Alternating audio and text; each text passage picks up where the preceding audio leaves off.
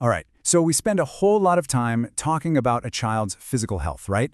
But what's going on inside? Today, we're going to crack open that door to a child's inner world and look at some of the invisible challenges that can really shape their entire life. I mean, think about it. Scraped knees, fevers, we know what to do with those. But what about the hurdles you can't just put a bandage on? Those are often the ones that leave the deepest marks. And that's exactly what we're going to dig into. Okay, so first things first. Before we dive deep, let's just get our bearings. To really get a handle on a child's inner world, we have to start by defining the kinds of challenges that can shape it from the get-go. All right, so here's the key term for today: psychosocial issues. And look, I know that sounds kind of clinical, but it's really not that complicated. Just think of it as the place where a child's inner world, their thoughts, their feelings, crashes right into their outer world. We're talking family, school, the whole community. It's that collision point that we're really going to focus on. So where do we even begin to look for these challenges? Well, let's start from the inside out. Our journey begins right inside the child, with their brain and their body, because sometimes development just takes a turn you don't expect. Okay, so you hear ADHD and autism mentioned in the same breath all the time, right? But they're fundamentally different. The way I like to think about it is, ADHD is often a challenge of internal management, like regulating your own focus and energy.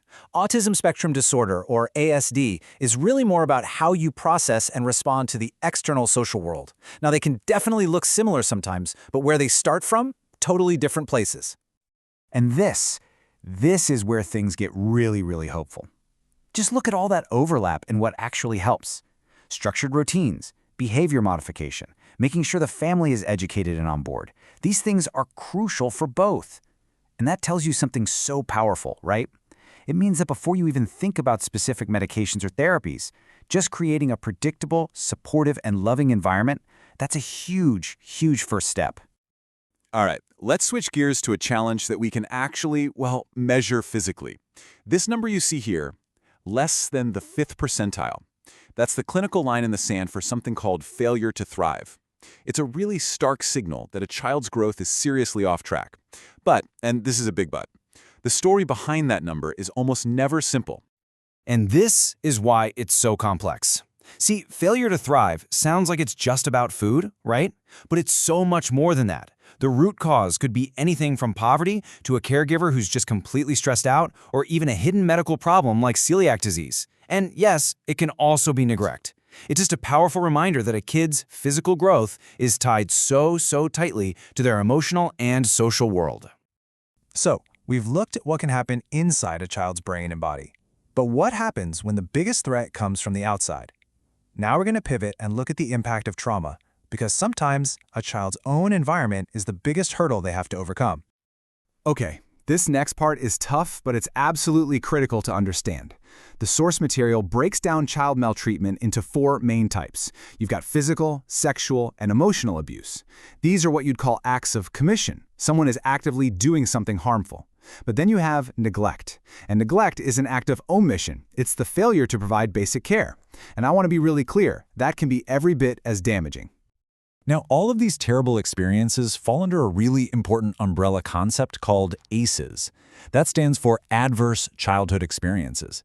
And the big idea here isn't just that, bad things happen to kids. It's that these traumas are cumulative. They stack up. It's like they create this invisible weight that a child is forced to carry around. And, the definition of an ACE is probably way broader than most of us think. It's not just about things that happen directly to a child, like being a victim of abuse.